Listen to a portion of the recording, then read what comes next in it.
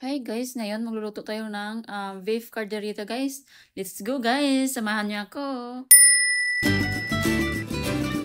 Nagpainit pa ako ng mantika guys, at saka nilagay ko na yung bawang at saka sibuyas guys. Haluin na natin to. At saka yung ilagay na natin yung beef kasi parang nasunog na yung bawang guys. Pasensya na po, nasunog yung bawang guys. Sobrang palakasan ko yung apoy. At saka naglagay na ako ng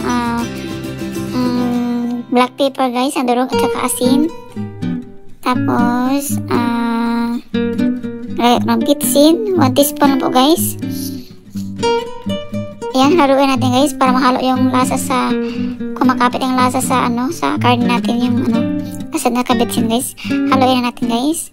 Pagkatapos ito guys, pagkatapos natin haluin guys, lagyan natin ng lagyan na tayo ng tubig. Mainit po yung nilagay ko guys. Kung para para mabilis makulo guys. Yan. Maganda guys kapag maglagay tayo ng tubig, mainit yung tubig ilagay natin sa atin karne. Tapos maglagay ako ng Knorr cubes na beef. Tapos takipan na natin guys. Pakuluan natin to guys ng 15 minutes. Mabilis na po ito kumulo guys kasi pressure cooker po yung gamit natin guys. At saka habang tayo nagpakulo sa karne natin guys, babalatan natin to yung pangsahog natin sa karne sa beef carderita natin guys. Ayan, 2 piraso lang po yung guys nilalagay ko kasi tamtama lang po sa amin guys kasi tatlo na po kami itong kumain. Yan, ayan, balatan natin guys. Mabilis ito namang guys balatan kasi kapag filler yung gagamitin natin ng balat, mabilis lang. At saka depende po sa inyo guys kung anong gagamitin nyo ng balat. Pwede din kutsilyo yan.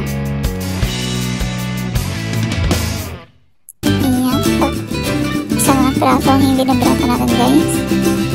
Ang bilis ni Inday magbalat guys. Sanay na sanay guys.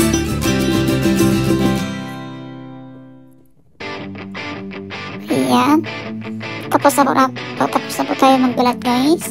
Pagkatapos natin balatan guys, hugasan natin yung magpapas at saka carrots guys. Ayan, hugasan na natin guys.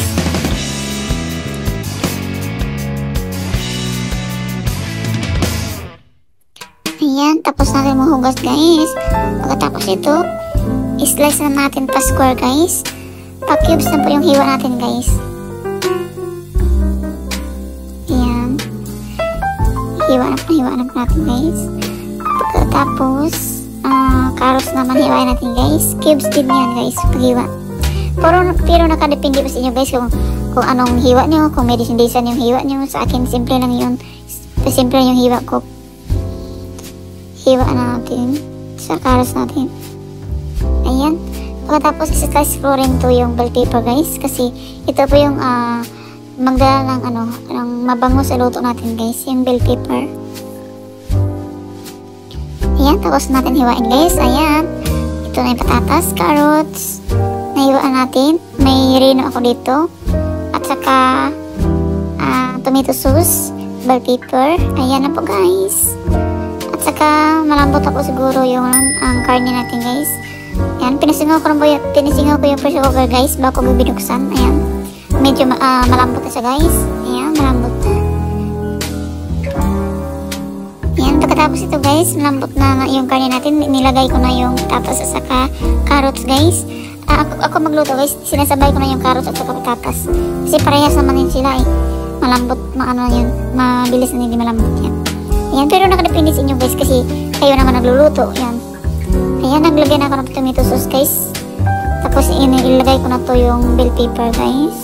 Ayan. Nilagay na natin.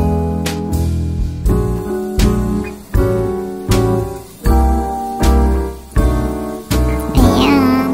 Luto na siya guys. At saka naglagay ako ng asukal. 2 kutsara lang po guys nilagay yung asukal. Pero nakadepende po sa inyo guys kung maglagay kayo ng asukal o hindi. Ako naglagay ako ng asukal kasi ito po yung pagdagdag lasa sa beef carderita ko. Ayan. At saka medyo madami na sabaw guys. Pero okay lang yun. At least masarap yung luto natin guys. Di ba?